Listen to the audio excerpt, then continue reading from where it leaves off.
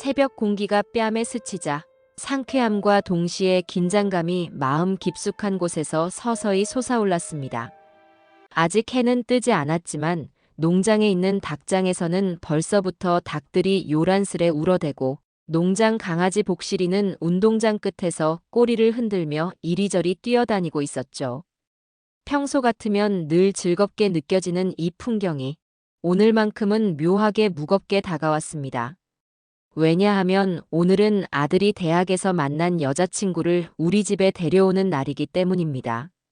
상견례 자리라고는 했지만 딱히 정장 차림으로 격식을 차리기보다는 서로 얼굴 보고 인사나 나누는 그런 편안한 모임이 될 거라 생각했죠. 아들은 거듭 걱정을 덜어주려 했습니다.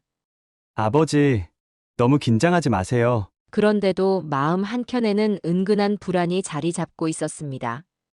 아들이 학교에서 만난 여자친구의 아버지가 꽤 큰 회사를 운영한다는 소문을 들었고 요즘 세상에 직업 귀천을 따지는 사람이 얼마나 있을까 싶으면서도 한편으로는 혹시나 우리 가족을 낮춰보진 않을까 걱정이 앞섰습니다. 그동안 농사를 짓는다고 해서 무시받는 순간이 전혀 없었던 건 아니었으니까요. 할아버지 때부터 물려받은 이 농장은 우리 집안의 자존심이나 다름없습니다. 논밭을 가꾸며 흙을 만지고 씨앗을 뿌려 작물을 키워내는 일은 우리 가족에게 천한 노동이 아니라 생명의 순환을 책임지는 가치 있는 일이었습니다. 아들이 어렸을 때부터 삽질을 배웠고 흙냄새를 맡으며 자랐으니 그도 일을 잘 알고 있죠. 아내는 새벽부터 바쁘게 움직였습니다. 상견례 자리라 어색할 수도 있으니 환영의 의미로 꽃다발까지 주문했죠. 나는 그런 아내의 마음 씀씀이가 고맙기도 하면서 혹시 준비가 지나쳐 상대방이 부담을 느끼지 않을까 살짝 걱정됐습니다. 그래도 첫인상이라는 건 무시 못하니까요. 아침 해가 떠오를 즈음 아들은 양복을 입고 나왔습니다.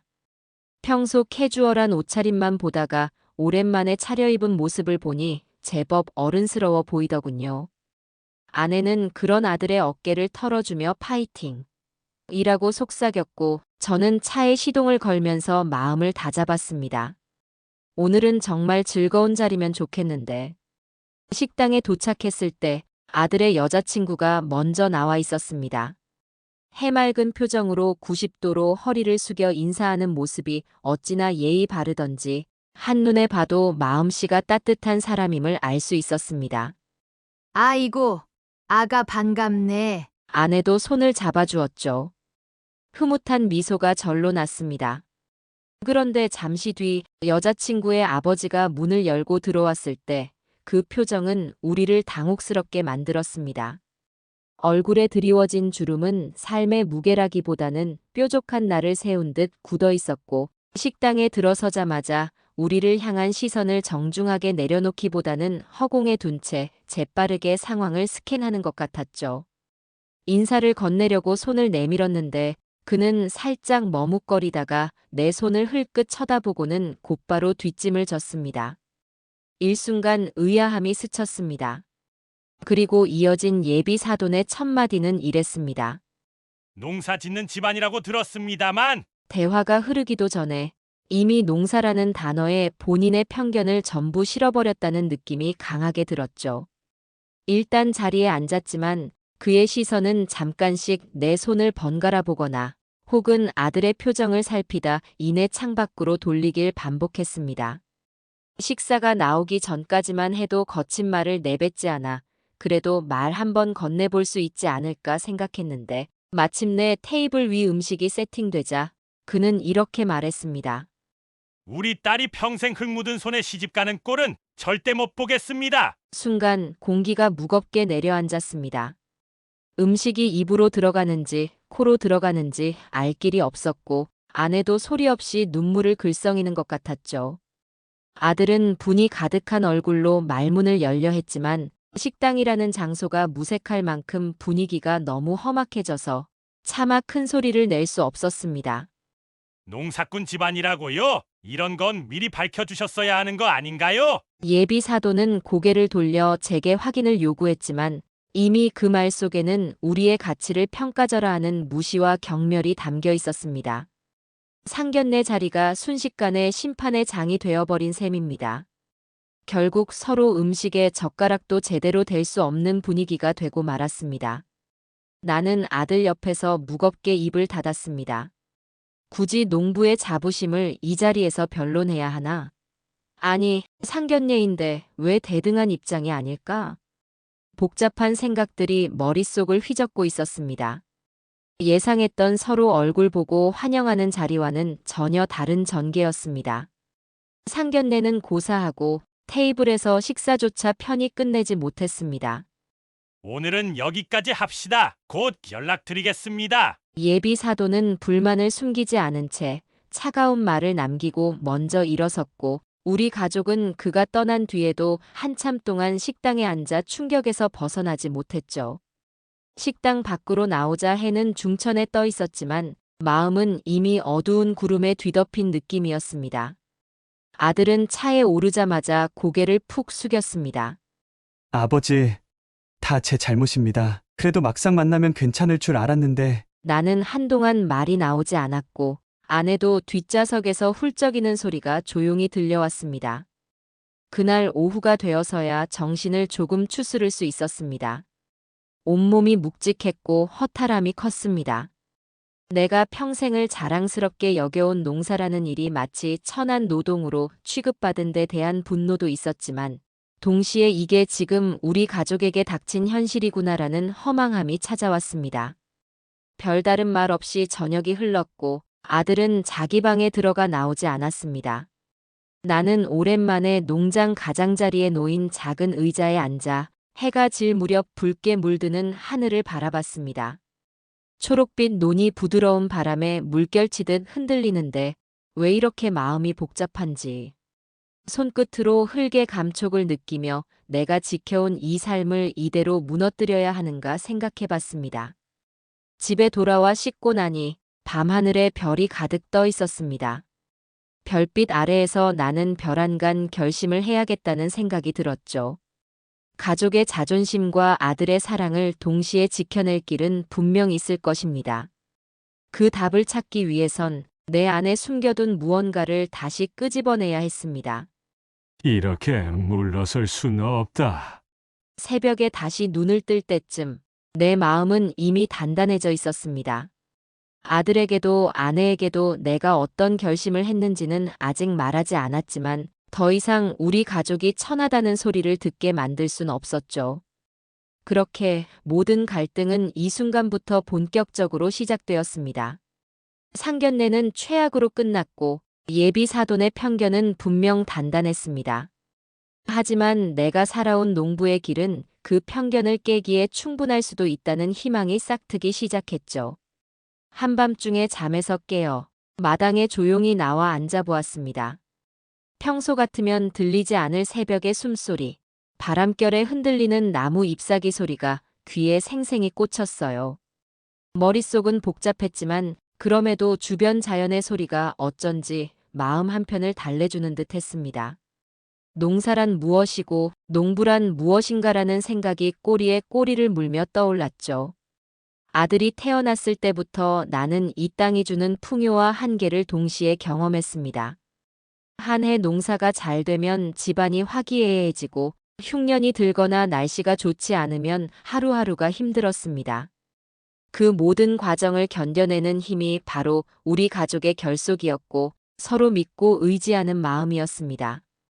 그런데 예비 사돈의 한마디, 농사꾼 집안은 딸 못 준다는 말이 이 결속력을 무참히 흔들었습니다. 아내도 나도 아들도 말로 표현할 수 없는 상처를 입었죠. 직업을 두고 이런 모욕을 당하는 것은 상상도 못했는데 현실이 되었을 때 느끼는 충격은 생각보다 컸습니다. 사실 농부를 하다 보면 은근히 겉으로 드러내지 않는 편견을 마주칠 때가 있습니다. 논밭일은 힘들지 않느냐라는 동정에서 시작해 시골 살면 불편하지 않느냐라는 무심한 질문까지. 대부분은 아기가 없었지만 때로는 그 안에 시골은 낙후, 농사는 천한 노동이라는 고정관념이 배어있곤 했습니다. 예비 사도는 그 고정관념이 매우 확고해 보였습니다. 아니, 그보다 더 깊은 컴플렉스일 수도 있겠다는 생각도 스쳤습니다. 그날 이후 아들은 방에 틀어박혀 있거나 논두렁을 혼자 쓸쓸히 돌아다니곤 했습니다. 여자친구와 연락을 계속하는지조차 모르겠더군요. 아내는 그런 아들을 멀리서 지켜보며 애타는 심정이었습니다. 한편으로는 우린 언제까지 이런 대접을 받아야 하나? 라는 분노가 내 안에서 서서히 자라났습니다. 저녁 시간이 되면 아내와 마주 앉아 무거운 침묵만 흐르는 날이 늘어났습니다. 상견례를 망친 것에 대한 책임감, 그리고 그 뒤 찾아올 불길한 상황에 대한 불안 때문이었죠. 언젠가 아내가 조용히 입을 떼더군요. 당신 정말 이대로 둘 거예요? 영철이는 어떻게 하라고? 뭔가 방법을 찾고 있어. 걱정하지 마. 저는 이렇게 답했지만 사실 속으로는 해결책이 쉽지 않다는 걸 알고 있었습니다. 하지만 밤늦게 농장을 둘러볼 때마다 나는 문득문득 내 과거가 떠올랐습니다. 농부로 살기 이전에 연구자로 살아가던 시절이요. 농업대학을 우수한 성적으로 졸업하고 여러 기업과 손잡아 첨단 농법을 연구하며 특허를 냈던 시절이었습니다. 그때쯤 부모님이 편찮아지셔서 고향으로 내려와야만 했고 그 길로 도시 생활을 접었던 거죠. 아들에게도 이 이야기를 자세히 한 적이 없습니다. 그저 아버지 옛날에 농업 연구 좀 했었어 정도로만 전해줬지. 구체적인 특허나 논문 발표 이력, 해외 협력 프로젝트 같은 건 말하지 않았죠. 나는 이 땅에서 땀 흘리는 삶이 자연스러웠고 현재의 내 모습이 자랑스러웠으니까요. 그러나 이번 일로 그때 얻은 경험과 자료가 도움이 될 수도 있겠다는 희망이 생겼습니다. 내가 그냥 농부가 아니었다는 걸 보여주면 저 사람도 생각이 달라지려나 싶었죠. 물론 농학 박사든 연구소장이든 그런 타이틀로 농부의 가치를 증명해야 한다는 사실 자체가 씁쓸했습니다. 직함 없이도 농부의 삶은 충분히 존중받아야 하니까요. 그럼에도 불구하고 아들의 행복을 위해선 내가 할 수 있는 모든 것을 동원해야만 했습니다. 내가 그 명함을 다시 꺼내들지 않으면 예비 사도는 계속해서 우리의 가치를 깎아내릴 게 뻔했습니다. 그리고 아들도 그 상황에 끌려다니며 상처받을 테니까요. 그래서 나는 결심했습니다. 더 이상 막연히 우리도 자랑스럽다고 주장하는 대신 뚜렷한 증거와 성과로 말하리라. 밤하늘 아래 농장을 한 바퀴 도니 어둠 속에서도 시골 풍경의 아름다움이 선명했습니다.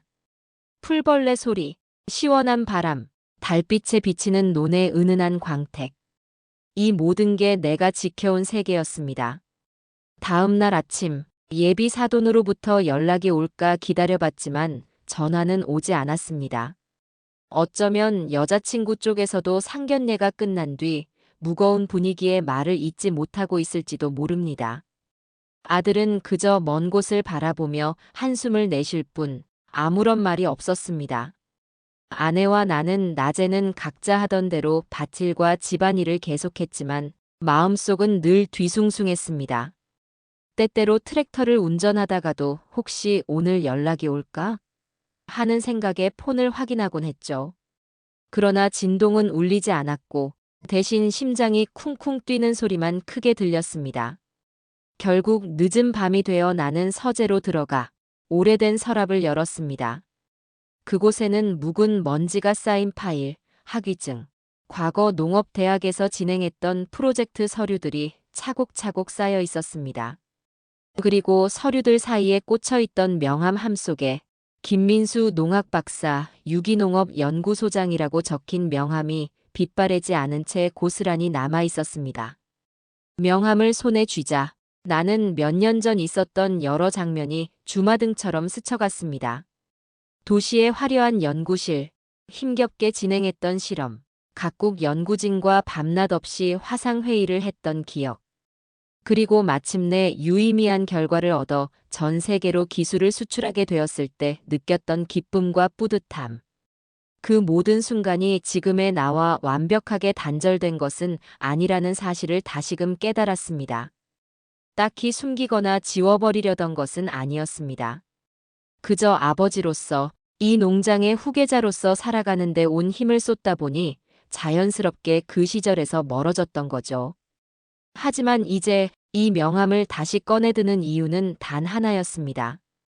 우리 가족의 자존심을 지키고 아들의 사랑을 인정받게 만들겠다는 의지. 서류를 몇 시간 동안 뒤적이며 과거의 자료를 정리했습니다. 해외 특허 문서, 기업들과 맺었던 계약서, 논문 게재 목록, 심지어 각종 상장까지 나왔습니다. 내가 이렇게 많은 성과를 남겼었나 하고 새삼스레 놀랐죠. 이걸 들고 예비 사돈에게 찾아가면 아마도 그의 반응이 달라질 수 있으리라 생각했습니다. 해가 떠오르기 직전 나는 문득 아내를 깨우는 대신 홀로 서울행을 결심했습니다. 그냥 느낌이 왔습니다. 전화로 미리 약속을 잡는 것보다 불시에 예비 사돈을 찾아가 내 진심을 보여주는 편이 더 확실하다고 생각했습니다. 그에게도 준비할 시간을 주지 않고 있는 그대로 내 모습을 보여주는 게 좋겠다 싶었죠. 그렇게 뿌리 깊은 편견을 깨트릴 수 있는 유일한 방법은 나 또한 뿌리 깊은 노력과 성과를 증명하는 것이었습니다. 나는 마치 전쟁터에 나가는 전사의 심정으로 명함과 특허증, 연구 프로젝트 파일 등을 서류 가방에 가득 담았습니다. 그리고 문을 나서며 아들에게는 잠시 서울에 다녀오겠다 정도만 전했습니다. 그 아이가 이해를 못하더라도 지금은 일단 행동으로 보여줄 때였습니다. 이른 아침, 동쪽 하늘이 서서히 붉게 물드는 시각에 나는 조용히 차에 올라탔습니다. 평소 입던 작업복 대신 몇 년 만에 정장을 꺼내 입고 넥타이까지 맸죠. 여보, 갑자기 어딜 가요? 아내는 부스스하게 일어나 물었지만 무겁게 잠긴 목소리로 곧 돌아올게라고만 답했습니다. 차를 몰고 농장 입구를 벗어나자 아직 마을은 잠에서 덜 깨어난 듯 조용했습니다. 논두렁길을 따라 국도를 타고 다시 고속도로로 진입하니 어느덧 주변 풍경이 시골에서 도시로 바뀌어 갑니다. 농촌의 푸른빛 대신 점차 빌딩 숲이 시야에 들어오니 마치 다른 세계에 발을 디딘 기분이 들었습니다. 지난 몇 년간은 정말 도시와 담을 쌓고 지내다시피 했습니다. 연구를 접고 고향에 내려와 직접 농사를 짓게 된 후로는 서울은 그저 가끔 병원이나 큰 행사 때문에 잠깐 들르는 곳이었죠. 그런데 오늘은 목적이 뚜렷합니다. 예비 사돈이 운영하는 회사 주소를 내비게이션에 입력하고 그곳으로 직행할 생각입니다. 운전대를 잡은 손에는 식은땀이 맺혔습니다. 만약 오늘도 나를 면박 주고 돌려보내면 어쩌지? 그래도 최소한 내 이야기는 들어주겠지? 온갖 생각이 머릿속을 뒤흔들었습니다. 하지만 이미 선택한 길이니 뒤돌아볼 수 없다는 사실을 스스로 되뇌며 마음을 다잡았죠. 한편으로는 예비 사돈이 그럴 이유가 충분히 있다고도 생각했습니다. 그는 딸을 더 나은 환경으로 보내고 싶다는 일념이 강했을 테고 농사라는 단어에서 한껏 멀어진 삶을 상상했을 겁니다. 도시의 고층 빌딩에서 일하며 성공을 향해 질주해온 그에게 시골 농부의 삶은 초라해 보일지도 모르죠. 하지만 나는 확신했습니다. 내 연구 경력과 성과를 알게 되면 분명 생각이 달라지리라. 고속도로를 빠져나와 시내로 들어서니 교통체증이 시작되었습니다. 차들이 거북이처럼 기어가며 빵빵 경적을 울리는 소리가 크게 들렸습니다. 시골에서 듣던 새소리, 바람 소리와는 전혀 다른 세계였습니다. 문득 내가 도시에서 생활했던 시절이 떠올랐습니다. 이 소란한 교통체증도 언젠가는 익숙해졌었는데 이젠 다시 낯설게만 느껴지더군요. 회사 빌딩 근처에 주차를 찾느라 몇 바퀴를 돌았습니다. 아침 출근 시간대라 모든 공간이 이미 차들로 빼곡했습니다. 간신히 자리 하나를 발견해 주차하고 서류 가방을 단단히 붙들었습니다. 건물 정문에 들어서자 화려한 로비와 번쩍이는 광고판, 바쁘게 움직이는 직장인들이 눈에 들어왔습니다. 안내 데스크에서 예비 사돈의 회사 이름을 말하고 방문 목적을 간단히 전하자 30층으로 가십시오라는 답이 돌아왔습니다. 엘리베이터 앞에서 기다리는 동안 서류 가방을 들고 있는 손에 한 번 더 힘을 주며 숨을 고르게 내쉬었습니다. 준비는 끝났으니 이제 부딪히는 것만 남았군. 엘리베이터가 올라가는 동안 창밖 풍경이 점점 작아지는 게 눈에 들어왔습니다. 나도 한때 이런 빌딩들을 오르내리며 크고 작은 회의를 했고 새로운 농업 기술을 발표하며 박수를 받았지. 그 시절의 내 모습이 거울처럼 떠올라 갑자기 복잡한 감정이 치솟았습니다. 30층에 도착하자 넓은 사무 공간이 한눈에 들어왔습니다. 복도를 따라 깨끗한 유리벽과 사무실 문들이 늘어서 있었고 중간에는 비서실이 자리 잡고 있었습니다. 비서는 내 명함을 보고 흠칫 놀란 표정을 지었는데 김민수 농학 박사라는 직함이 그녀에게 낯설었던 것 같습니다. 대표님께서는 지금 미팅 중이긴 한데 비서는 조심스레 말을 건넸습니다. 상관없습니다. 잠시 기다리겠습니다. 저는 마치 무언가를 확실히 보여주려는 듯 서류 가방을 비춰 보였습니다. 그 안에는 과거 나의 연구 성과들이 빽빽하게 들어 있었으니까요. 잠시 후 비서가 전화를 한 뒤 안내해 주었습니다. 대표님께서 잠깐 들어오시라고 하십니다. 문을 열고 들어가자 예비 사돈이 정면으로 앉아 있었습니다. 커다란 창으로 보이는 도시 전경, 고급스러운 책장과 응접 세트, 그리고 데스크 위에 놓인 회사 로고가 그의 권위와 성공을 상징하는 듯 보였습니다. 나를 보자 예비 사돈은 의아한 표정으로 낮은 목소리로 말했습니다. 어제 식사 자리에서 배웠던 분 아닌가요? 그는 아직도 우리 가문을 천한 집안으로 치부하고 있을지 모릅니다. 나는 천천히 미소를 지으며 맞은편 의자에 앉았습니다. 조금 갑작스러운 방문이라 죄송합니다만 꼭 드릴 말씀이 있어 찾아왔습니다. 예비 사돈은 불편한 기색을 숨기지 못했지만 그래도 회사라 그런지 함부로 대하지는 않았습니다. 뭔가 할 말이 있으면 간단히 해 주십시오. 바빠서요. 라는 그의 말에 나는 서류 가방을 열었습니다. 바로 요것들을 보여드리러 왔습니다. 어제 식사 자리에서 들은 말씀을 곰곰이 생각하다 그냥은 안 되겠다 싶었지요. 가방에서 꺼낸 첫 번째 물건은 내 명함이었습니다. 회사 로고 대신 유기농업연구소 로고가 박혀 있고 하단에는 소장 김민수 농학 박사라고 또렷이 새겨져 있습니다. 예비 사돈은 순간 흠칫하며 그 명함을 받아봤습니다. 이게 뭡니까? 어제는 분명 농사를 지으신다고. 네, 저는 농부가 맞습니다. 하지만 그게 전부는 아닙니다. 대학 졸업 후 여러 연구 프로젝트에 참여했고 그중 상당수를 주도하기까지 했죠. 이건 제 특허증들입니다. 나는 곧이어 파일 뭉치를 건네주었습니다.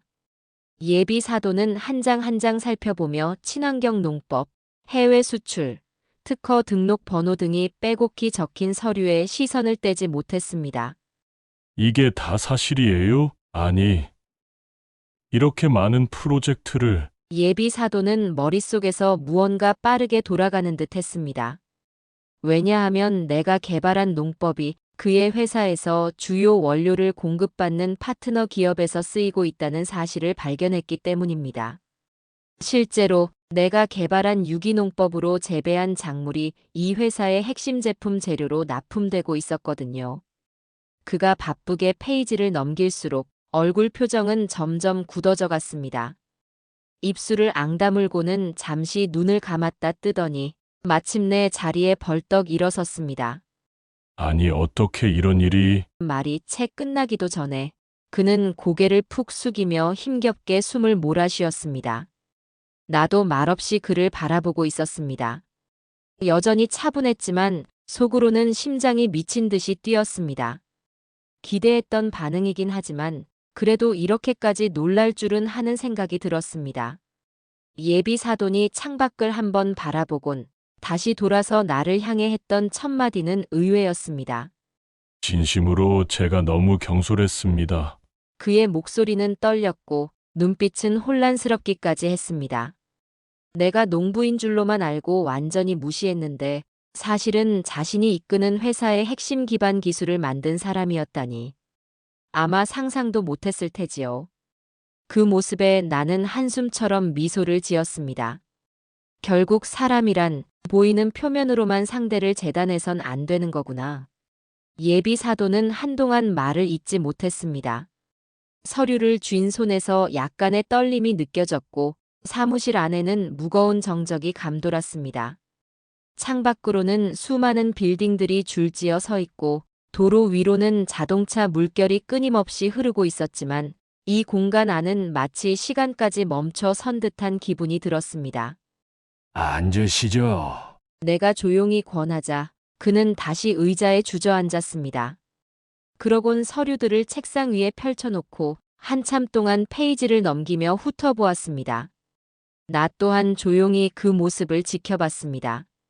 서류에는 내가 개발한 친환경 비료 제조 공정, 해충 방지용 천연물질 추출 기법, 그리고 해외 바이어들과 진행했던 거래 내역 등 꽤 상세한 정보가 담겨 있었습니다. 예비 사도는 손가락으로 서류를 가리키며 간간히 작은 목소리로 중얼거렸습니다. 이 기술, 얼마 전에 우리 회사 파트너 쪽에서 핵심 기술이라면서 자랑하던 그거잖아. 그러더니 시선을 들어 나를 똑바로 바라봤습니다. 여기 적힌 개발자가 바로 선생님이란 말입니까? 네, 맞습니다. 저는 연구소 이름으로 계약서를 썼기 때문에 제 실명이 드러나지 않았을 뿐입니다. 게다가 저는 그저 시골에서 살고 싶어 고향에 내려왔기 때문에 굳이 대외적으로 내가 이 기술을 만들었다고 떠벌릴 이유도 없었죠. 차분하게 설명했지만 예비 사돈의 눈앞에는 이미 커다란 파도가 밀려온 듯 했습니다. 그의 시야에는 어제 식사 자리에서 보았던 내 거칠고 흙 묻은 손이 떠올랐을 것입니다. 분명 이 손이 이렇게 대단한 연구를 이뤄냈다고 하는 혼란이 함께 밀려들었을 겁니다. 한편으론 그가 가장 경멸에 맞지 않았던 그 농부의 손이 결국 자기 회사의 사업 기반을 만들어준 셈이니 얼마나 큰 충격이었겠습니까? 나는 더 이상의 변명을 하지 않았습니다.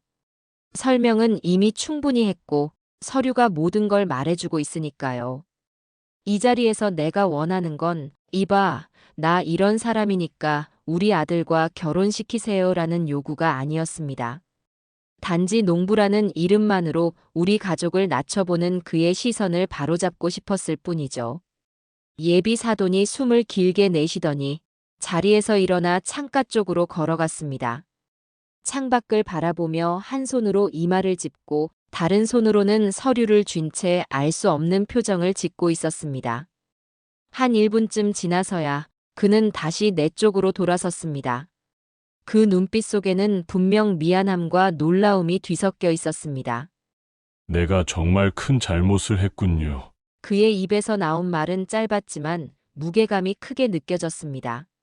솔직히 말씀드리면 어제 식사 자리에서도 난 우리 딸이 시골 농부에게 시집 가는 게 갈갑지 않았습니다. 물론 농업이 중요하단 건 알지만 그래도 성공한 삶이라면 도시에서 더 많은 기회를 잡아야 한다고 믿었거든요. 나도 그의 심정을 완전히 이해 못하는 건 아니었습니다.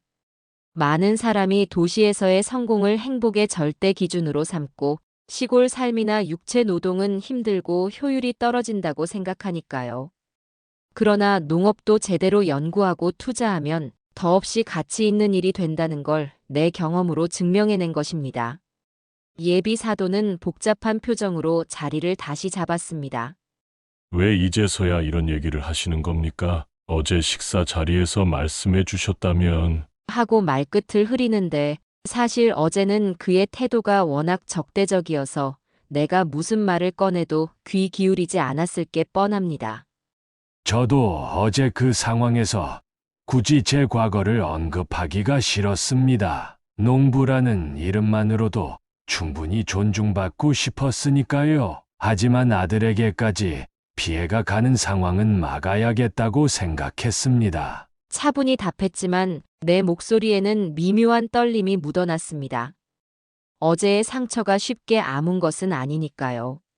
예비 사도는 고개를 끄덕이더니 순간 의자를 밀고 일어서서 내 앞에 서더니 바로 머리를 숙였습니다.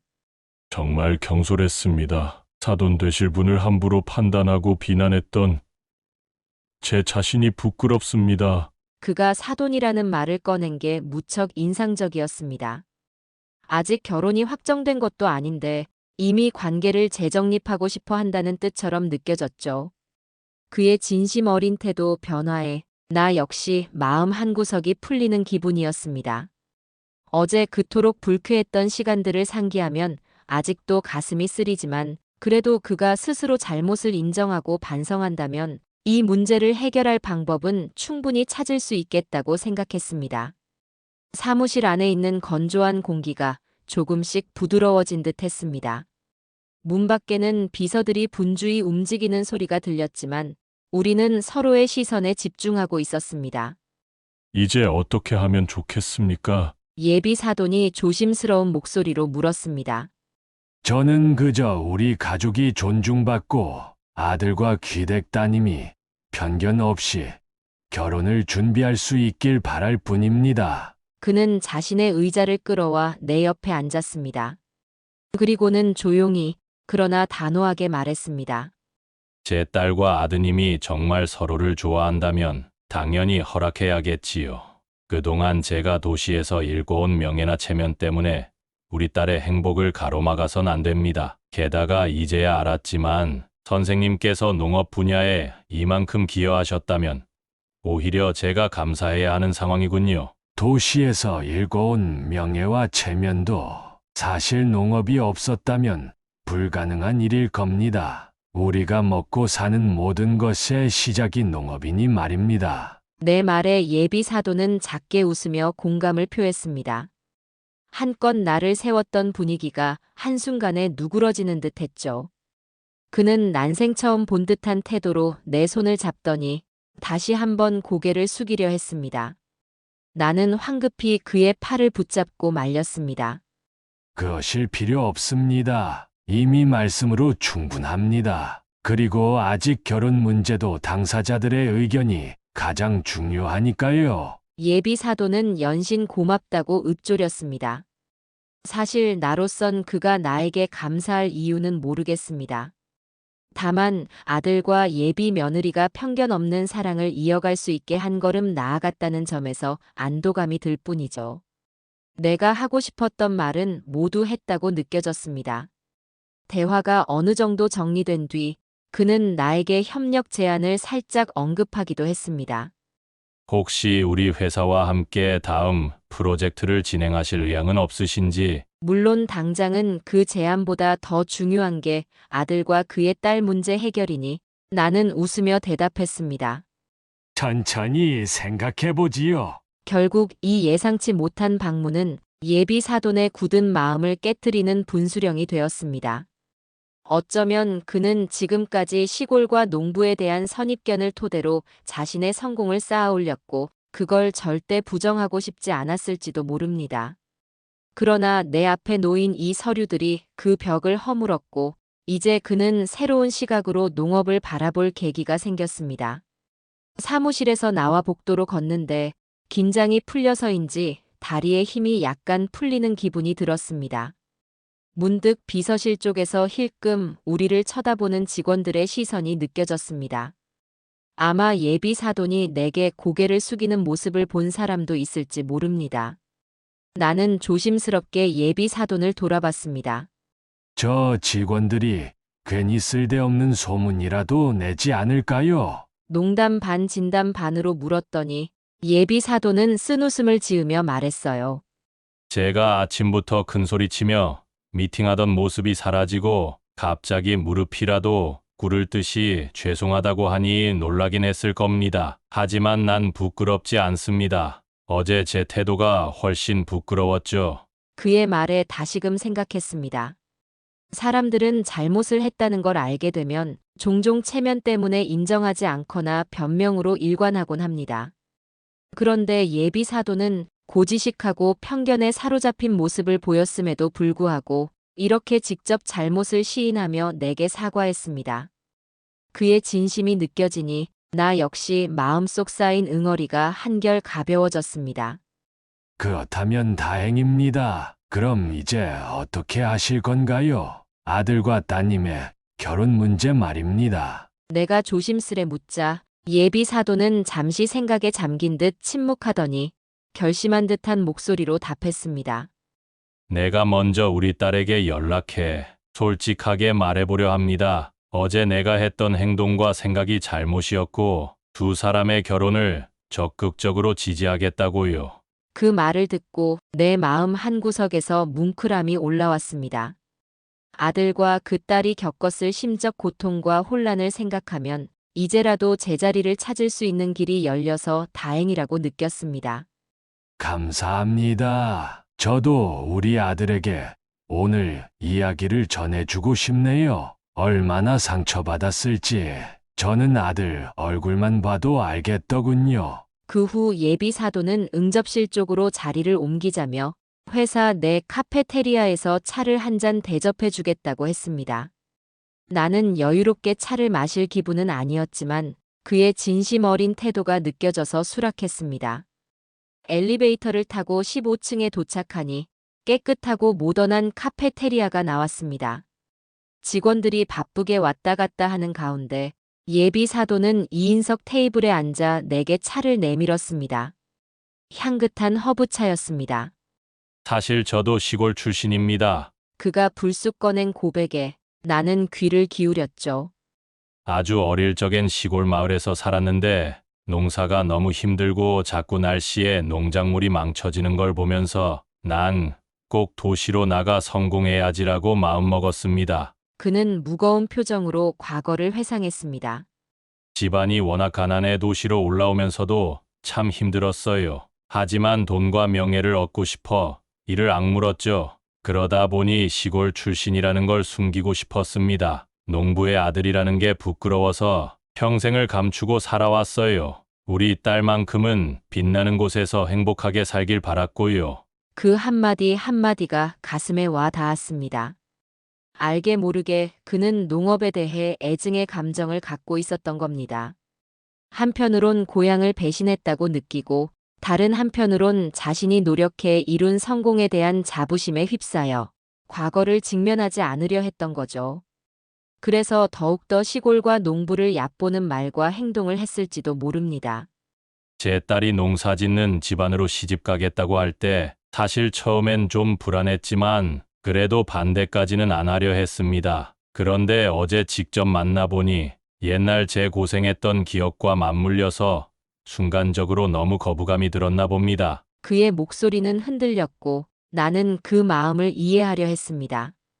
그래도 이제라도 늦지 않았습니다. 농사는 힘들지만 그만큼 가치 있고 또 함께 노력하면 도시 못지않게 발전된 삶을 누릴 수 있어요. 내가 부드럽게 말하자 그는 고개를 끄덕였습니다. 네. 그래서 이제 이 기회에 제 과거와 화해하고 싶습니다. 그리고 농업에 대한 고정관념도 깨뜨리고 싶네요. 짧은 티타임이었지만 우리는 서로의 과거와 생각을 공유하며 꽤 깊은 대화를 나눴습니다. 예비 사도는 솔직히 인정했습니다. 생각보다 농업이 훨씬 복잡하고 첨단 기술도 많이 들어가는 줄은 몰랐습니다. 맞습니다. 이미 여러 대기업들이 농업 분야에 투자하고 있지 않습니까? 그래도 현장에서 땀 흘리지 않으면 결코 알 수 없는 부분이 많아요. 그의 표정은 한결 편안해 보였고 어제 식사 자리에서의 살벌한 분위기가 무색할 정도였습니다. 사람은 참 묘합니다. 조금만 마음을 열고 대화를 해도 이전까지 두껍게 쌓아올린 장벽이 한순간에 허물어지기도 하니까요. 차를 다 마신 뒤 예비 사도는 다시 한번 진지하게 내게 물었습니다. 아드님과 우리 딸, 괜찮겠습니까? 이미 상견례가 그 모양이었는데 두 아이가 상처받진 않았는지. 나는 잠시 침묵하다가 확신에 찬 목소리로 답했습니다. 아들은 워낙 단단한 아이라 잘 이겨낼 겁니다. 다만 따님이 상처받지 않았으면 좋겠습니다. 아들과 제가 최선을 다해 보살피겠습니다. 그 말을 들은 그는 크게 숨을 내쉬며 미소를 지었습니다. 그럼 서로 마음이 맞는다면 더 이상 문제될 게 없지요. 늦었지만 지금이라도 손잡고 함께 좋은 인연을 만들어 갑시다. 순간 내 가슴속에 따뜻한 무언가가 스며들었습니다. 마치 아직 봄이 오지 않은 들판에 작은 새싹이 돋아나는 느낌이랄까요? 우리는 명함과 연락처를 다시 주고받으며 차후에 일정이 맞으면 직접 농장에 와달라고 정중히 초대했습니다. 우리 농장에 오시면 좀 더 자세한 이야기와 실제 연구 현장도 보여드릴게요. 이론적인 것보다 눈으로 보는 게 훨씬 효과적이니까요. 그 제안에 그는 환히 웃으며 답했습니다. 반드시 가보겠습니다. 저도 한때 시골에 살았으니 오히려 그리울 수도 있겠군요. 그렇게 카페테리아에서의 짧은 대화를 마치고 다시 30층 사무실로 돌아왔습니다. 이제 나는 돌아갈 준비를 해야 했고 예비 사돈 역시 일정이 빡빡했는지라 곧 회의가 시작된다고 했습니다. 하지만 표정과 분위기는 이미 완전히 달라져 있었습니다. 그는 내가 사무실 문을 나설 때까지 직접 배웅해주며 거듭 인사를 전했습니다. 복도 끝에서 엘리베이터를 타기 직전 나는 살짝 뒤를 돌아봤습니다. 예비 사돈이 문간에 서서 손을 흔들더군요. 그 모습이 어쩐지 인간적이고 따뜻하게 느껴져서 나도 같이 손을 흔들었습니다. 아직 갈 길은 멀지만 첫 단추는 제대로 끼웠구나 하는 생각이 들었습니다. 엘리베이터가 아래로 내려가는 동안 머릿속에는 온갖 일이 주마등처럼 지나갔습니다. 어제까지의 갈등, 시골 농부라는 이유로 받은 무시, 그리고 오늘 이 자리에서 밝혀진 진실과 화해. 사람 사이의 관계란 참으로 복잡하면서도 막상 진솔함과 이해만 있다면 이렇게도 간단히 풀리는구나 새삼 깨달았습니다. 1층 로비에 도착해 밖으로 나오니 서울의 햇살이 한층 밝게 느껴졌습니다. 건물 앞을 지나는 회사원들 틈에 섞여 걸으며 나는 아들에게 빨리 이 소식을 전해야겠다고 마음먹었습니다. 그 아이가 혹시라도 실망감에 여자친구와 멀어질까 걱정했는데 다행히 이 문제를 해결할 단서가 마련된 셈이었습니다. 이제 다음 단계로 넘어갈 일만 남았죠. 서울을 떠나 다시 시골로 향하는 길은 갈 때와는 달리 훨씬 가벼운 마음이었습니다. 긴장이 풀려서인지 중간에 휴게소에 들러 따뜻한 국밥을 먹으며 허기를 달랬습니다. 식당에 앉아 국물을 한 숟가락 넘길 때마다 이제 모든 게 제자리를 찾아가겠지라는 안도가 온몸에 퍼졌습니다. 아침 일찍 집에서 나올 땐 아들에게 아무런 설명도 못했기에 서둘러 귀가해서 소식을 전하고 싶었습니다. 땀 흘려 일하는 농부라고 해서 사회적 지위를 전부 포기해야 하는 건 아니지요. 오늘 분명히 증명했으니 예비 사돈도 더는 우리 가문을 천시하지 못할 것입니다. 어느덧 시골 마을에 진입하니 넓은 논과 밭이 시야에 들어오기 시작했습니다. 도로 위의 차들도 훨씬 적어졌고 공기도 달콤하달까. 나는 창문을 살짝 열고 바람을 맞으며 우리 집이 가까워지고 있음을 실감했습니다. 도시의 빌딩 숲에서 받았던 긴장감이 쑥 내려가고 마음이 푸근해졌습니다. 마침내 집 앞에 도착했을 때 아내가 마당에서 채소를 다듬고 있었습니다. 나를 보자 놀란 눈으로 물었습니다. 어딜 갔다 온 거예요? 아침에 훌쩍 나가더니 연락도 없이. 나는 웃으면서 짧게 답했습니다. 나중에 자세히 말해줄게. 먼저 아들과 대화를 나누고 싶었기 때문이죠. 아들은 논두렁을 둘러보고 돌아온 참인지 장화를 벗고 있었습니다. 내가 집으로 들어가자 곧장 따라 들어오며 묻더군요. 아버지, 어디 갔다 오신 거예요? 그 목소리에 묻어나는 불안과 궁금증이 느껴졌습니다. 나는 대답 대신 서류 가방을 탁자 위에 올려놓았습니다.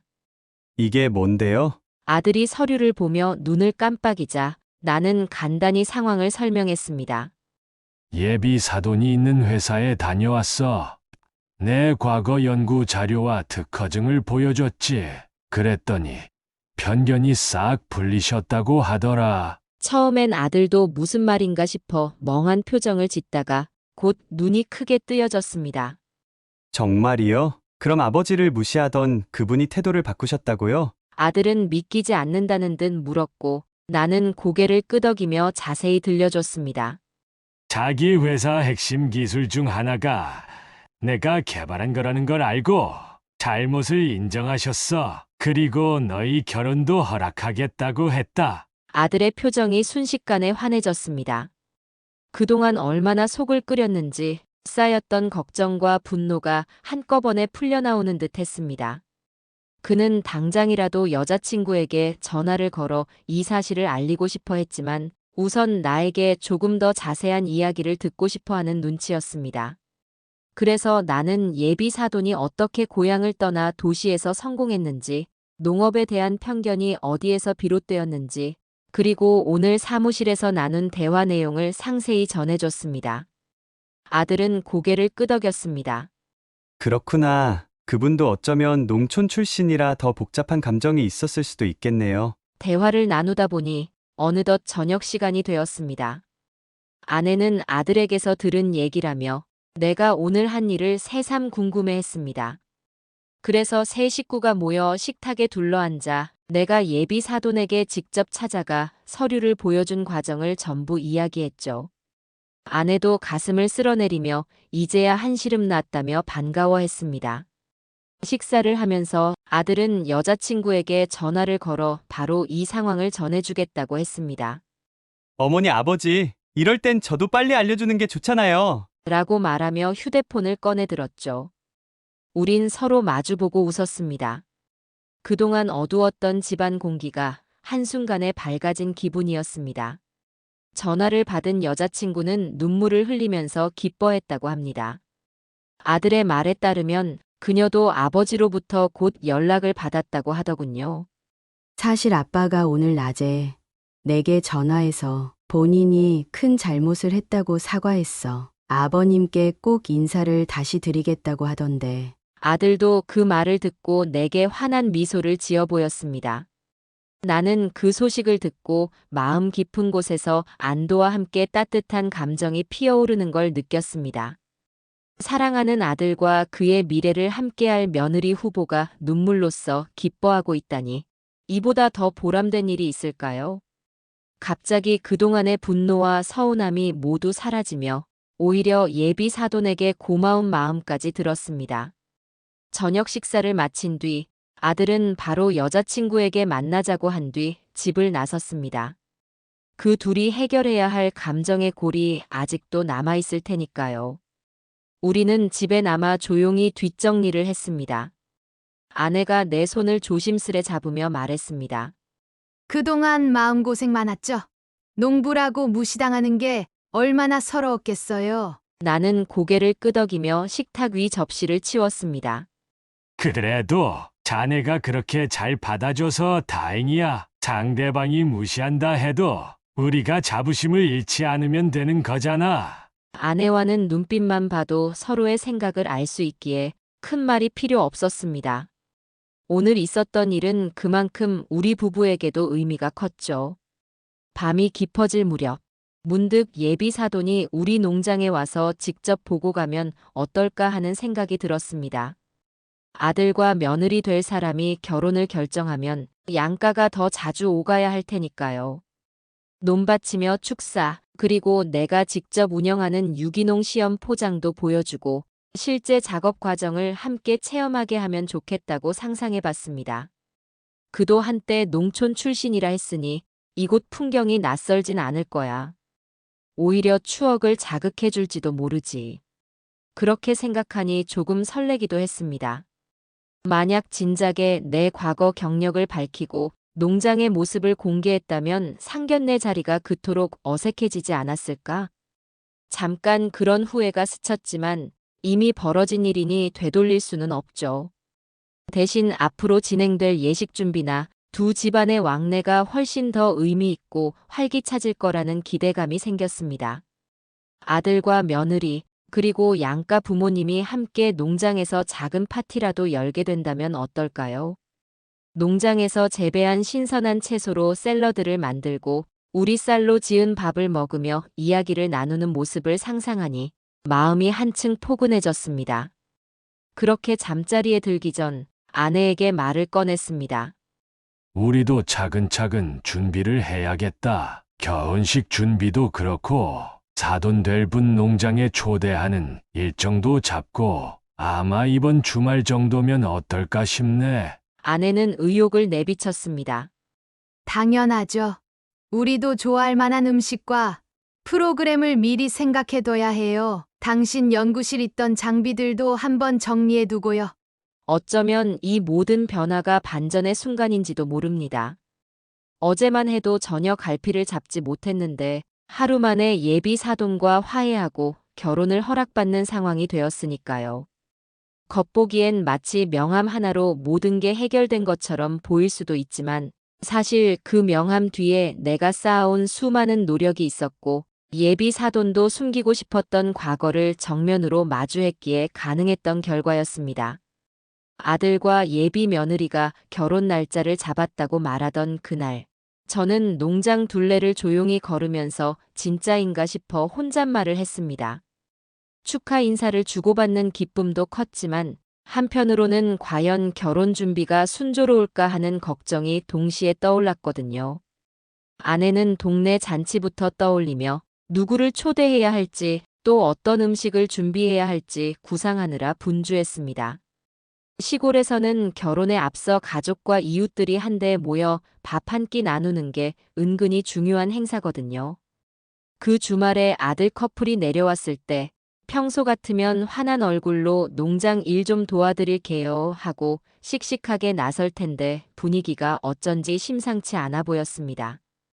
둘 모두 말수가 줄어들었고 아들도 머뭇거리며 제 눈치를 살폈습니다. 아버지, 사실 장인어른 회사가 상황이 심각하답니다. 아들이 그 말을 꺼내는 순간 예비 며느리는 기색이 어두워지며 눈길을 바닥에 고정했습니다. 아버지가 대놓고 말씀은 안 하셨는데 투자 유치도 실패했고 해외 계약까지 무산됐다는 얘기를 들었어요. 저도 자세히는 모르지만 대출 상환 시기가 다가온다면서 몹시 불안해하세요. 그 말을 듣자 머릿속이 복잡해졌습니다. 상견례를 치른 뒤로 예비 사돈께서 꽤 든든한 인상을 풍기셨기에 사업적으로 큰 문제는 없을 거라고 짐작했는데 예상치 못한 상황이 벌어진 셈이죠. 결혼식을 얼마 안 남긴 시점에 이런 소식을 접하니 저나 아들 부부나 한동안 어찌할 바를 몰랐습니다. 저녁이 되어 아들이 컴퓨터 앞에 앉아 여기저기 연락을 돌리며 회사 사정을 파악했습니다. 돌아온 소식들은 하나같이 좋지 않았고 며느리 또한 본인 지인을 통해 들어보니 꽤 위험하다는 말들이 오갔다는 거였습니다. 아버지, 이번 주에 내려오신다는데 직접 물어보면 어떨까요? 결혼 날짜를 미루게 될 수도 있어서 걱정입니다. 아들은 난감한 얼굴로 제게 물었고 저도 답답한 마음에 긴 한숨만 내쉬었습니다. 결혼식을 앞두고 이런 난관을 맞게 될 줄은 정말 몰랐구나. 직접 만나 진솔하게 들어보고 해결책을 찾아보자. 마침내 예비 사돈께서 시골집에 내려오셨을 때 저는 그분 표정부터 이전과 달리 한층 어두워졌다는 걸 느꼈습니다. 원래라면 정장을 깔끔하게 차려입고 당당한 눈빛을 보내던 분이었는데 이번엔 몸가짐조차 기운이 빠져 있었습니다. 제가 일부러 논뚝을 함께 걸어볼 것을 권유했고 두 사람만의 공간에서 이야기를 나누려 했죠. 한참을 논두렁길을 걷다가 예비 사돈이 사무실에서도 하지 않았을 법한 무거운 고백을 털어놓았습니다. 투자자들이 등을 돌린 뒤로 해외 계약까지 끊기면서 매출 급감, 대출 만기 직원 월급 등 온갖 문제가 한꺼번에 들이닥쳤다는 거예요. 저는 얼핏 들어도 회사가 부도 위기를 맞을 정도로 심각한 상황이라는 게 느껴졌습니다. 죄송합니다. 결혼에 민폐가 될까 싶어 말을 아꼈는데 더 이상 숨길 수가 없네요. 이번에 여러 부분을 검토했지만 해답이 보이지 않습니다. 예비 사돈은 발길을 멈추고 논을 멍하니 바라보며 한숨을 내쉬었습니다. 애초에 시골 출신이라는 과거를 숨기면서도 도시에서 승승장구했던 그가 이런 모양으로 무너질 처지에 놓이니 제 마음도 편치 않았습니다. 상견례 당시 농사를 천하게 여겼다며 서운함이 없지 않았지만 지금은 그런 감정보다 어떻게든 도와야겠다는 생각이 앞섰습니다. 과거에 제가 농학 박사로 활동하던 시절 해외 기업과 교류하거나 프로젝트를 진행했던 인맥들이 떠올랐습니다. 농업 분야의 투자나 친환경 사업에 관심 있는 벤처 캐피털을 접해본 적이 있기도 했습니다. 물론 연락을 끊은 지 오래여서 얼마나 협력할 수 있을지는 의문이었지만 가만히 손 놓고 있는 것보단 나을 거란 생각이 들었습니다. 예전에 알고 지내던 해외 투자사 쪽 사람 며칠 떠올려 봤습니다. 이 분야가 아니어도 혹시 그들이 폭넓게 투자를 검토할 수도 있고요. 사실상 가능성은 반반이긴 한데 그래도 시도해보죠. 그 얘기를 듣자 예비 사돈이 약간 놀란 눈으로 돌아봤습니다.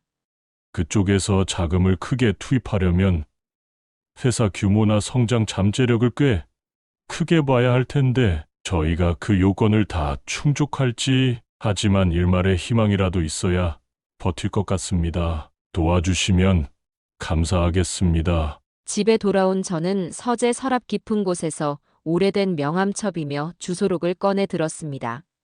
해외 학회나 공동 연구를 함께했던 동료 교수, 산업 파트너가 여럿 있었거든요. 낡은 연락처 중 살아있는 게 얼마나 될지 반신반의하면서도 일단 몽땅 메일을 보내보기로 마음먹었습니다. 안녕하세요. 오랜만에 인사드립니다. 저는 여전히 시골에서 농사를 짓고 있지만 한편으로는 옛날 연구 경력도 살려 가끔 컨설팅을 해오고 있습니다라는 식으로 시작하는 편지를 써내려갔습니다. 거기에 예비 사돈 회사의 대략적인 상황, 그리고 친환경 라인을 확장하려 하는 계획 등을 간단히 첨부했습니다. 그리고 며칠 뒤 예상외로 긍정적인 답장이 서너 통 도착했습니다. 한 해외 투자사 담당자가 김 박사님의 과거 연구 성과를 인상 깊게 기억한다.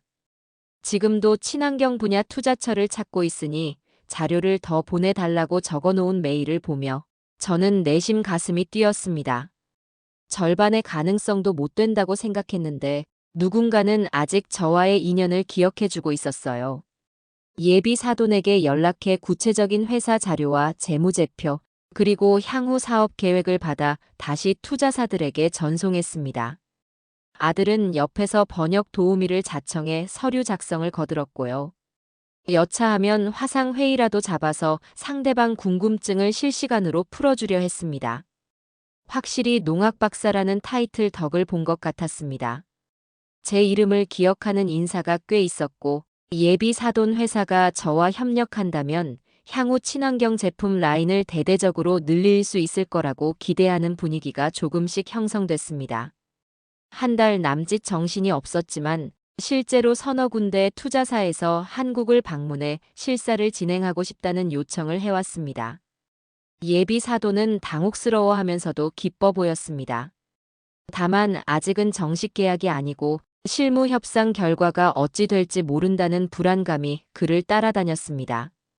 결혼식이 한 달도 남지 않은 시점이라 저나 아내나 아들 커플까지 전부 마음이 뒤숭숭해졌습니다. 혹시 회사가 망하면 결혼을 미뤄야 하지 않을까요? 며느리는 울상을 지었고 아들은 며느리를 달랬습니다. 그래도 예정대로 해야 해. 아버지가 해주신 노력이 헛되지 않을 거야. 얼마 지나지 않아 해외 투자사의 대표와 실무진이 실제로 한국을 방문했습니다. 예비 사돈 회사 전체를 샅샅이 돌아보고 지표나 계약 관계를 일일이 확인했죠. 그 과정에서 작게나마 문제가 드러나곤 했지만 다행히 치명적이지는 않아 투자 협상이 완전히 깨질 정도는 아니었습니다. 저는 기술 자문을 맡은 셈이 되어 투자사 임원들에게 이 회사가 친환경 분야에서 어떻게 확장을 모색할 수 있는지 열심히 프레젠테이션했습니다. 며칠 후 투자사 대표가 최종적으로 당장 1차 투자로 300만 달러를 투입하겠다. 그 후 회사가 일정 목표를 달성하면 추후 추가 자금도 검토할 것이라는 결론을 전했습니다. 예비 사돈은 한마디 말도 못하고 벅찬 표정으로 고개만 끄덕였고요. 가교 대출과 은행 협상 시급했던 상황이라 이 자금이 들어오면 일단 한숨 돌릴 수 있을 거라는 계산이 나왔습니다. 그날 저녁 예비 사돈이 제 손을 꼭 쥐며 말했습니다. 제가 초반에 농부를 무시했던 시절이 부끄럽습니다. 덕분에 회사가 살아날 가능성을 얻게 됐습니다. 사돈, 아직 갈 길이 멉니다. 하지만 희망이 생겼으니 노력해 봅시다. 제가 그렇게 화답하자 서로 어색했던 감정이 눈 녹듯 사라지는 느낌이 들었습니다. 이로써 결혼식 날까지 회사가 부도 위기를 맞을 일은 없게 되었고 아들과 며느리도 한결 가벼운 마음으로 예식 준비를 마무리할 수 있었습니다. 하객 명단을 다시 정리하고 청첩장도 넉넉히 돌렸죠. 결혼식 날 저는 아내와 함께 예복으로 갈아입고 예식장에 도착했습니다. 시골 마을 분들부터 도시의 회사 사람들까지 양가 손님들로 예식장이 꽉 찼습니다. 꽃장식 사이를 지나는 아들과 며느리를 보니 웃음이 절로 나더군요. 행사는 주례 없이 진행돼 사회자가 깔끔하게 식을 이끌었고 중간에 양가 부모가 짧게 축하 인사를 건넸습니다. 제가 마이크를 잡고 우리 두 아이가 서로 의지하고 아껴주며 잘 살기를 바란다. 인생에 어려움이 닥쳐도 가족이라면 다 함께 해결책을 찾을 수 있다는 걸 이번 일로 깨달았다라고 전하자 하객 중 몇몇이 고개를 끄덕이며 미소를 지었습니다. 이어 사돈은 고백을 하며 저에게 감사를 표했습니다. 왜냐하면 제가 아니었다면 회사가 이 정도로 빠르게 투자사를 설득하지 못했을 테니까요. 거기다 아들과 며느리의 결혼마저 불투명했을 거라고 생각하니 그분 입장에서도 감회가 남달랐던 거죠. 피로 연장에서 회사 직원들은 저를 알아보고 환하게 인사했습니다. 그들은 농담까지 던지면서 의지를 보였습니다. 김 박사님이 우리 회사에 들어오신다던데요. 우리도 유기농 라인을 제대로 키워서 해외 시장에 진출해 보겠습니다. 잘 부탁드립니다. 농장도 바쁘지만 필요한 건 언제든 돕겠습니다. 결혼식을 마치고 얼마 지나지 않아 아들과 며느리는 꿀맛 같은 신혼여행을 떠났습니다. 그 사이 사돈 회사에는 1차 투자금이 순차적으로 들어왔고 은행 대출 또한 일정을 조정해 시간을 벌었습니다. 내부적으로 팀을 꾸려 본격적인 친환경 제품 확대를 논의하느라 분주하다고 하더군요. 아들과 며느리가 여행을 마치고 돌아온 뒤 시골집에 들러 밝게 웃었습니다.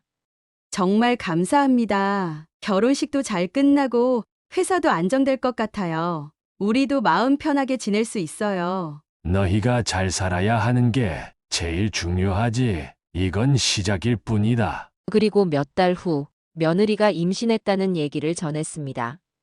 이제 할머니가 되겠네. 아내는 박수를 치면서 외쳐댔고 저도 그 소식을 듣자마자 기분이 쌍둥이처럼 2배로 부풀어 올랐습니다. 사돈 역시 전화로 설레어했죠. 앞으로 손주 때문에라도 농장에 자주 내려가야겠어요. 우리 손주 밭에서 함께 뛰놀면 얼마나 신날까? 그 후로 사돈은 짬이 날 때마다 시골집에 들러 농사에 대한 관심을 보이기 시작했습니다. 사돈, 요즘 파종은 어떻게 해야 좋습니까? 한때 농부를 낮춰보았던 그가 흙을 만져보겠다며 장화를 사서 신고 들어오는데 솔직히 저도 속으로 웃음이 났습니다.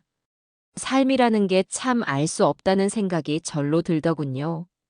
아들은 주말마다 아내와 함께 농장에 와서 일손을 거들고 회사 일도 병행하면서 언젠가 농부가 되고 싶다고 살짝 고백하기도 했습니다. 이 말을 들은 사돈은 농부가 되는 것도 좋지. 우리 회사 친환경 라인 늘릴 때 자네가 직접 재배한 작물을 납품해도 되겠어. 라며 시골 생활과 도시 사업을 결합하려는 멋진 구상을 펼치기도 했어요. 돌이켜보면 편견과 위기가 한꺼번에 몰아쳐 아주 난감했던 시간이 있었기에 지금의 단단한 유대가 생긴 듯합니다. 사돈도 고백하곤 합니다. 농사를 하든 사업을 하든 서로 협력하고 존중하는 태도가 중요하다는 걸 깨달았습니다. 저 역시 이번에 인생은 계획대로만 흘러가지 않고 예상치 못한 곳에서 또 다른 길이 열린다는 걸 다시금 깨달았습니다. 이제 제 하루 일과는 여전히 새벽에 논두렁을 살피고 풀을 뽑는 것으로 시작됩니다.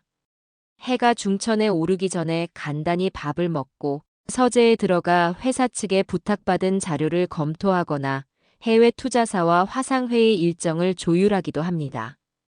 도시와 시골을 잇는 역할이 낯설지만 생각해보면 사람에게 밥을 공급해주는 농업 자체가 온 세상과 이어지는 길을 만드는 일이 아닐까요? 아들과 며느리는 곧 태어날 아이를 맞이할 준비로 바쁩니다. 양가 친척들도 회사도 살아나고 결혼도 성공적이었는데 이제 손주까지 생긴다니 더할 나위 없다며 기뻐합니다. 시골 마을 분들도 때 되면 잔치를 해야 한다며 들뜬 모습이고요. 저도 아내와 함께 다시 한번 생각합니다. 삶은 결코 혼자 살아가는 것이 아니라 서로 손을 뻗어 도울 때 더 풍요로워진다는 사실을 말이죠. 가끔씩 논두렁을 바라보다가 그날을 떠올립니다.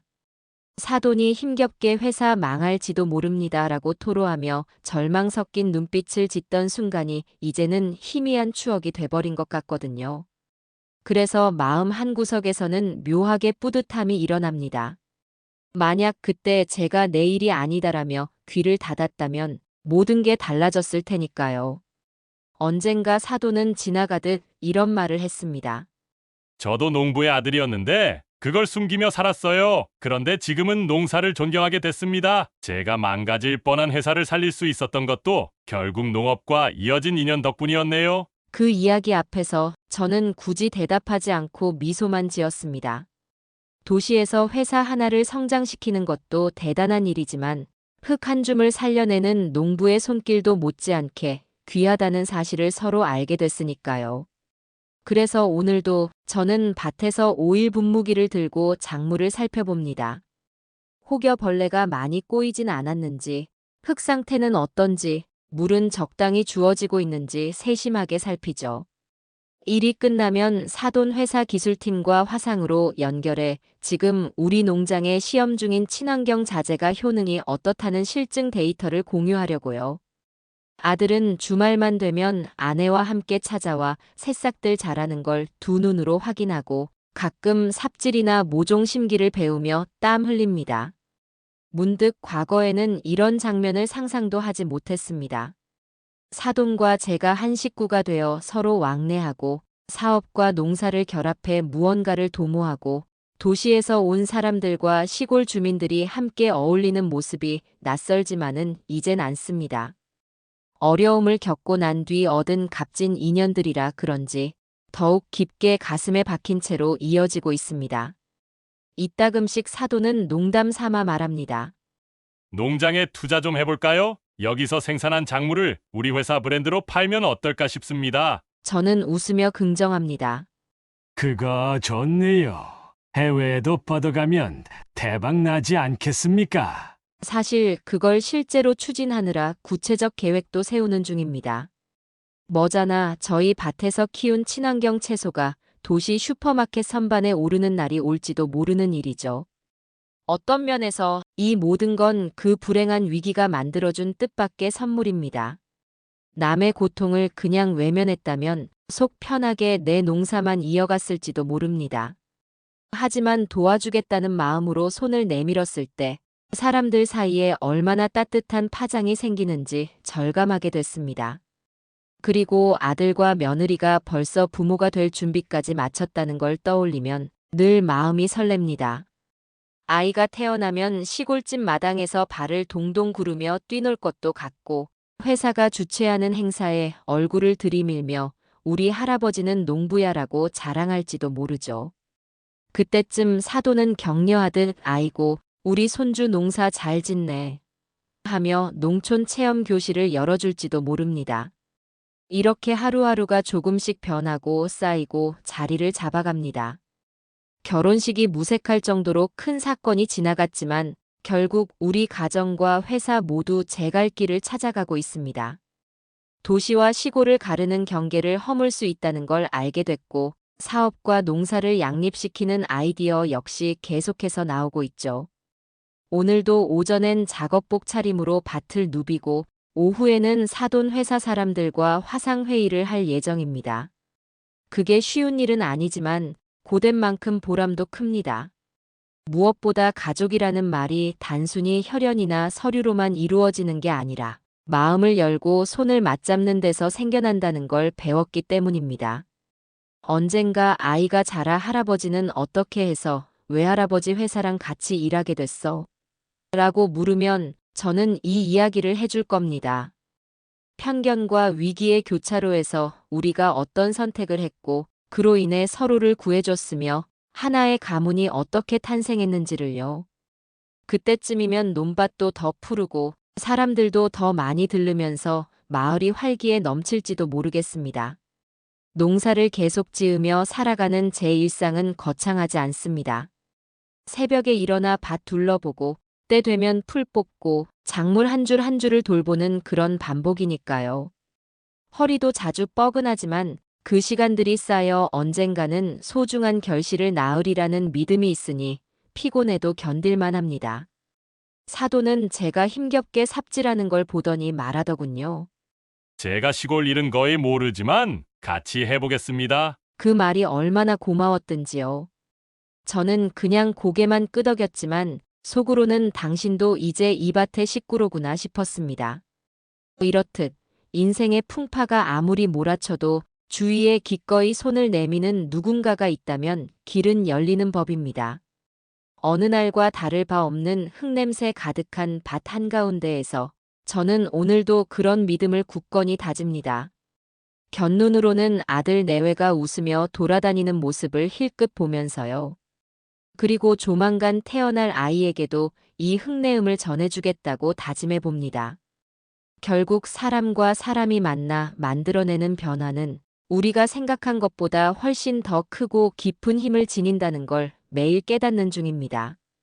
그게 농사를 짓는 재미이기도 하고 가족을 이루며 살아가는 행복일 테지요. 조금 전만 해도 번역 자료를 만들며 골치를 앓았지만 이제는 땀을 닦고 다시 경운기 시동을 걸 생각입니다. 그것이 바로 제가 꿈꾸던 두세 개의 조화이니까요. 결혼식 당일의 기억이 아직도 아른거립니다. 흰 드레스를 입은 며느리, 긴장된 눈빛의 아들, 그리고 더없이 뭉클한 표정을 지었던 사돈. 거기에 시골 친척들과 도시 손님들이 한데 어우러져 엄청나게 떠들어대던 소란스러운 식장이 묘하게 어제 일처럼 생생합니다.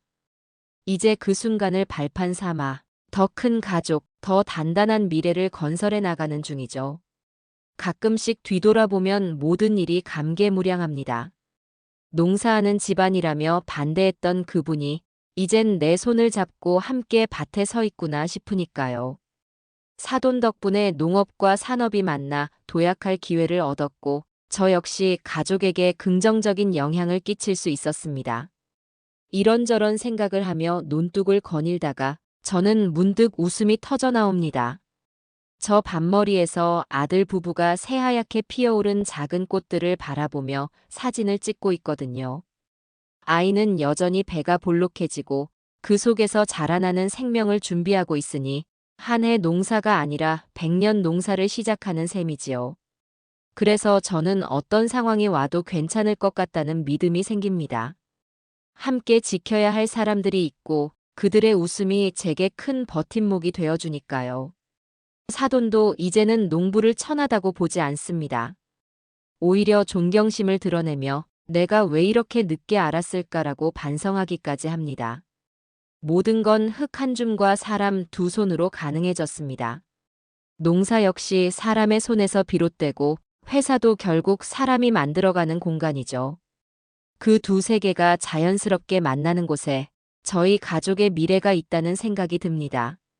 거기다 곧 태어날 새 생명이 더해지면 이야기는 또 다른 장으로 이어지겠죠. 아버지, 사진 찍을 테니 이리 와보세요. 저는 아들이 부르는 소리에 빙긋 웃으며 걸음을 옮깁니다. 아내도 모자를 눌러 쓴 채로 이 장면을 바라보면서 눈가에 잔잔한 기쁨을 띠고 있네요. 논두렁 한가운데에 서서 온 가족이 한 프레임에 들어가 사진을 찍는 이 장면은 제가 상상도 못했던 행복이자 노력으로 얻게 된 귀한 결실입니다. 과거 사돈이 야속한 말투로 농부에게 내 딸 못 줍니다라고 했을 때는 정말 섭섭했습니다. 지금은 그 선입견이 완전히 무너져 오히려 농사를 미래 사업의 핵심으로 삼겠다는 목표를 갖고 있으니 격세지감이라는 말이 딱 어울리죠. 그 파란만장한 갈등이 없었다면 이만큼 서로를 깊이 이해하지도 못했을 겁니다. 앞으로도 작은 풍파는 있겠지만 그때마다 함께 머리를 맞대고 해결하리라는 믿음이 생겼습니다. 어떤 사건이 닥쳐도 이미 여러 차례 위기를 돌파한 경험이 있으니 우린 잘 견뎌낼 거라 확신합니다. 아들과 며느리가 운영하는 작은 가정도 한층 단단해질 테고 손주까지 태어나면 웃음소리가 더 커지겠죠. 그렇게 생각하며 천천히 걸음을 옮기다 보니 땀 냄새와 흙 냄새가 뒤섞인 공기가 온몸을 감싸는 느낌이 듭니다. 농사를 지으며 사는 삶은 헐벗고 힘겨울 때도 있지만 이번 기회를 통해 얼마나 귀한 일인지 재확인했어요. 도시와 시골, 사업과 농사를 잇는 가교가 되자고 결심한 순간부터 모든 게 변하기 시작했다고 할 수 있습니다. 그래서 오늘 밤도 저는 낡은 서재에 앉아 해외 투자사 담당자와 메일을 주고받을 겁니다. 동시에 내일은 새벽같이 일어나 밭에 물을 댈 예정이죠. 이 이중 생활이 쉽지는 않지만 이제는 익숙해지고 있습니다. 무엇보다 가족이 함께 달려가는 길에는 두려울 게 없습니다. 언젠가 손주가 자라 말을 알아들을 나이가 되면 이 이야기부터 들려주려고 해요. 너희 할아버지랑 외할아버지는 처음엔 티격태격했지만 힘을 합쳐 회사를 살리고 농업에 새바람을 일으켰단다 하고 말이죠. 아이가 그걸 듣고 와 멋지다 라며 눈을 반짝일 걸 생각하면 지금부터 즐거워집니다. 세상사 돌아가는 걸 보면 우리가 겪은 일은 어쩌면 사소한 해프닝일지도 모릅니다. 그러나 저와 가족에게는 그 무엇과도 바꿀 수 없는 크나큰 전환점이었어요. 어긋났던 편견이 해결되고 망해가던 회사가 다시 살아나며 두 아이의 결혼 생활이 순풍을 타기 시작했으니까요. 이 모든 요소가 합쳐져 만들어진 아름다운 결말이 자랑스럽습니다. 오늘 하루를 마치고 마당에 나와 별을 올려다봅니다. 농촌의 밤하늘은 늘 깨끗하게 열려 있어서 마음만 먹으면 무수한 별들이 손에 잡힐 듯 가까이 보이죠. 저는 그 반짝이는 별들을 보며 다시 한번 다짐합니다.